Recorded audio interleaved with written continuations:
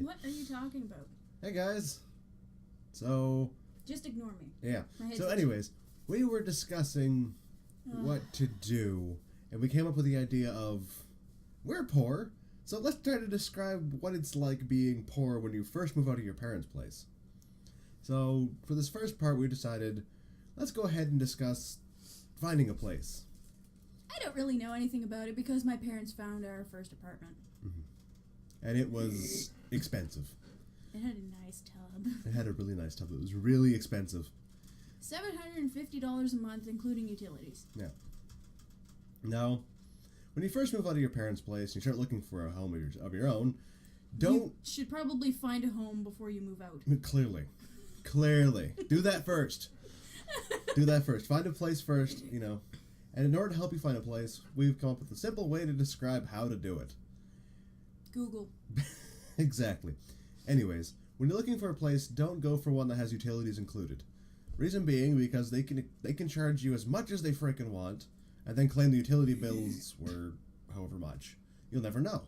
So say you're spending $750 and utilities included, when in reality, the utilities are about $100 or less for everything that you have.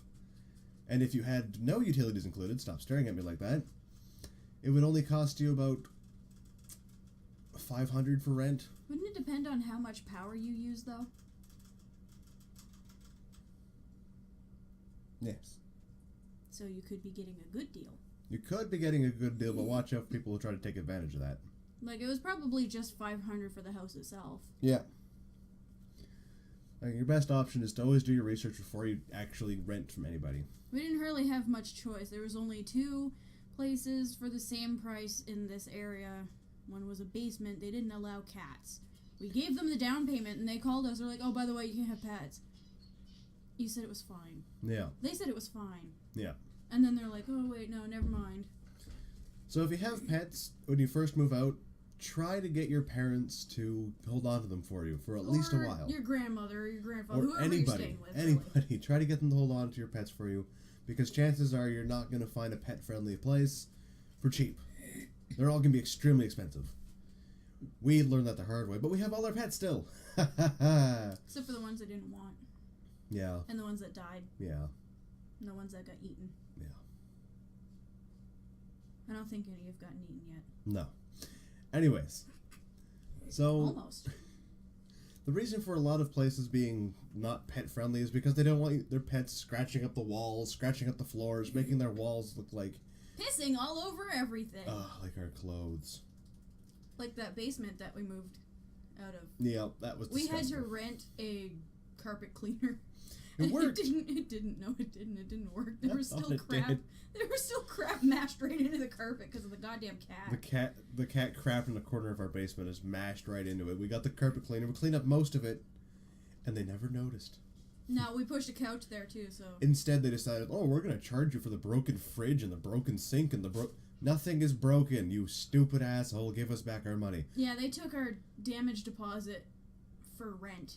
Which we never got We back. only got, we got, 200 back out of 750. Yeah, which was total bull, so... Because they're like, oh yeah, we're taking it because you owe us rent for half a month. They took $350 for half a month. That doesn't seem right to me. Whatever. Yeah. We stayed there for a week and a half. That's not even half a month.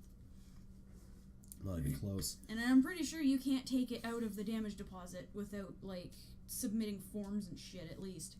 That's another thing. If you're gonna do a rental on either apartment or anything like that, make sure that they're registered with the local apartment renting people, the rentals association, or whatever the hell it's called, because you could be getting screwed over pretty bad. Yeah.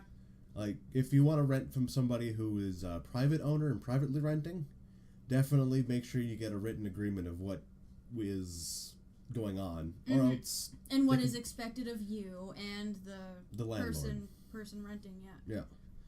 Get a landlord-tenant agreement and, figure all that stuff out prior, or else you're going to get screwed over pretty hard. The first place we tried to rent, it wasn't even safe for any fire hazards or anything. There was, only one door. It was in a basement. No windows, no fire, anything. down there. Like, I didn't even see any smoke detectors. Those are the kind of places you also got to watch out for. If you're going to go check out a place before you move into it, make sure it also lives up to the safety regulations. If it doesn't, report it. Report these guys before they kill somebody. Yeah, my mom wasn't too happy about them calling us back. Oh, by the way, come get your money. She wasn't happy about it, so she reported it to everybody she could think of. I don't think they rent anymore. No, they'll get shut down unless they get up to code, and if they don't, well, they get fined. So make sure you watch out for that. Another thing, if you're gonna rent your first place, rent a room to start off, because that way you're sharing everything. You get used to renting. You might hate the people, but it's so much easier than having to go rent an entire place with your friends. What makes you say that? Well, let's see. If you're renting a place with other people already living there, it makes it easier on you because you're not paying as much. Less rent. Less rent, and you don't have to pay utilities. You might have to pay a share of it, but not the entire thing. Don't eat their food. Don't eat anybody else's food. They'll get pissed. Without asking, anyway. Yeah, if you're starving to death, I'm sure they'll share. Yeah. And the reason why I say don't move in with your friends is because renting can really destroy friendships. Because say somebody else doesn't pay their share of the rent that month. You get pissed off, you might lose your home, everybody starts freaking out, and then, well, there goes your friendship. Start blaming it on each other. Yeah. Or they could skip out on you 1 month, and you'll be like, okay, you'll get it double next month, or whatever. You pay the whole rent, and then they'll just take advantage of you. Yeah. I mean, if they're really trustworthy friends, renting can still destroy that. So, rent with strangers, but be very careful if you do. And if you can find an apartment on your own for cheap... Lucky for very, one. very lucky for one. But at the same time, consider where the location is and et cetera, et cetera. That's another thing. Location. You got to worry about that. Are you close to work? Are you close to anything that is allowing you to get to work? Are you close to any kind of grocery store? Can you limit travel? Limiting travel, I mean like grocery stores, and you can walk there back and forth. Like if you don't have a car or a bike or something. Instead of having to constantly bum rides or spend money on taxis or something.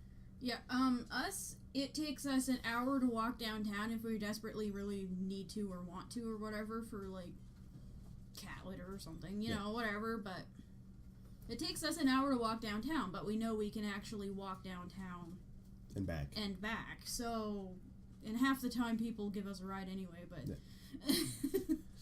But if you're living, like, halfway across town from where you work, and there's, like, a grocery store that's, I don't know how many blocks away from you. I just don't know what a block is. A block? I've lived out in the country my whole life, and I don't know what a block is. Most of this is for city people. Lego. But if you're living in the country, it's a lot harder, because sometimes the grocery stores can be a few farms away. Ours is actually 3 farms away. 3 farms away. I'm not kidding you. There's my aunt's dad's old place. That's technically a farm. Yeah. It's big. And then there's the horse farm. Horse and ranch. then there's a horse farm beyond the horse farm. There's like 2 horse farms and another farmland. And then there's a fire station, and then there's the mall. Yeah. So if you have something like that, and your job is even beyond that, don't go for a place that's extremely far away. Even if it's really cheap, you're going to be spending more money on travel than anything else. God, most of that walk is uphill. Yes, it is. And most of the return is uphill, too. Downhill. Downhill. But the uphill part at the end of it is awful. Mm-hmm. You have to walk at a 90-degree angle to be walking upright. Yeah, really. Oh, that's weird. So, that's a serious Stairmaster. Yes, for sure. So, interview to that. Don't get anything really far away. Don't rent with your friends. Don't ruin your friendships that way. If you need rent money desperately, I'm sure if your parents are in good terms with you, you can probably still borrow money from them. Then we had to do that. We had to borrow like $160 from my parents because we couldn't afford to stay there very much longer. Like, we actually got kicked out of that apartment because we couldn't pay for it. Yeah. Like, we told him, we gave him a month's notice, oh, by the way, we can't pay for this shithole anymore. Yep. I mean, the ceiling was collapsing and everything else was going wrong. The ceiling fell. Clog God? Yeah, the garbage in the sink was horrible. Like, yeah, we had Clog God. For no reason. for no reason. Like, you could even have to use a sink the whole day and it would still be making that sound. It would like, make these weird pipe sounds of... I was like, oh god, what did you sacrifice to Clog God today? You'd be like, nothing at all. Nothing. Oh, he's angry. I used the dishwasher today. Like, Clog God is mad. yeah. Don't let the landlord screw you out of your money that way, too. If something breaks, they're supposed to fix it, not you. It's not your responsibility. Mm-hmm. And you shouldn't have to pay for it if you didn't break it. Didn't we let them know that it didn't work anymore and they just ignored us? Yep. And they said they would come fix the bathroom ceiling, but they didn't. Never did. Yeah, the plaster completely fell down in the bathroom and woke up in the middle of the night, like 2 in the morning. Curse smash! Ceiling all over the floor. I took multiple pictures, that's for sure. Yeah.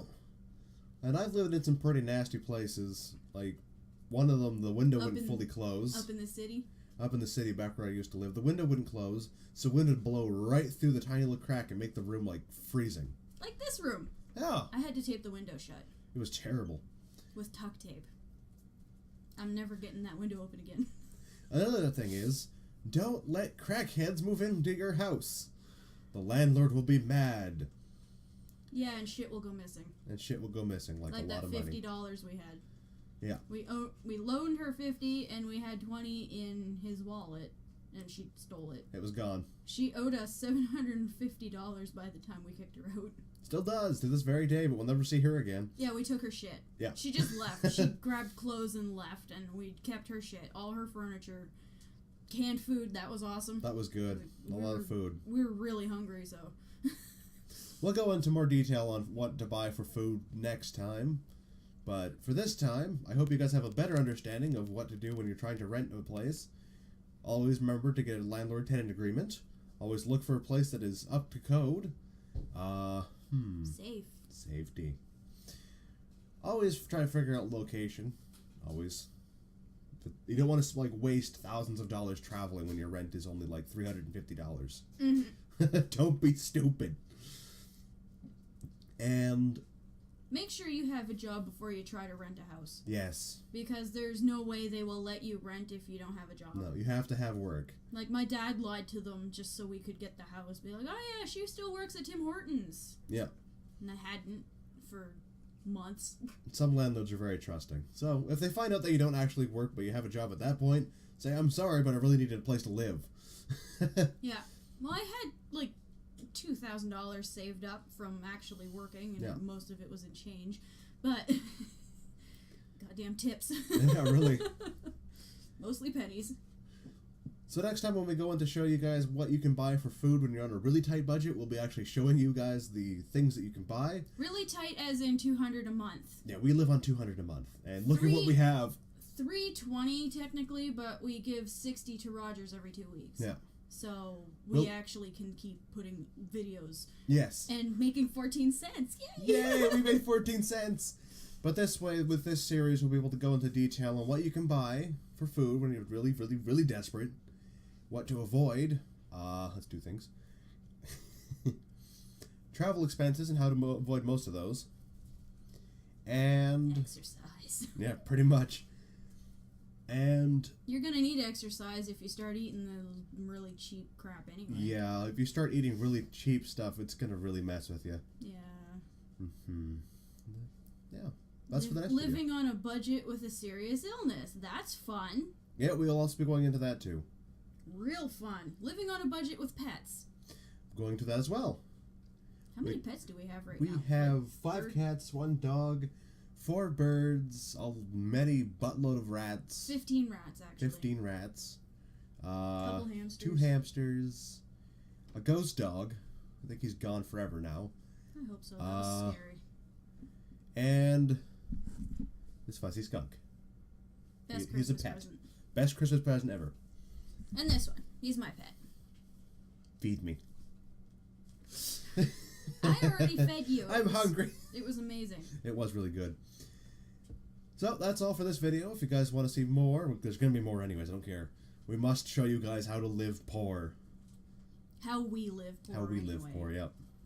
We were really stupid last winter. We've smartened up this winter. You learn through mistakes, and we want to show you guys we can learn through our mistakes, okay? So anyways, thank you guys so much for watching. We'll see you guys next time, and Don't starve to death, please. Please, at least hold out until we can get the next video out. Please. Please. Thanks, guys. Also, Thrash, don't spam the comments again. I will find you. I will eat you. And I will steal that hat full of drinks of yours. He showed it to me. It was awesome. I want to steal it. What? He made a hat that you know those drink hats that come with straws, the bottles, or the bottle holders or cup holders? He made one of those silly things, and I want one. He made one? Yeah, I think he made one. I could probably make one for I want you. one. That'd be awesome. Okay. Sorry about that. It was a bit of an extra bit. Brita water. Brita water. If you can afford one, drink tap water until you can. Don't go with bottled water. It's overly priced tap water. Thanks, guys. See you in the next video.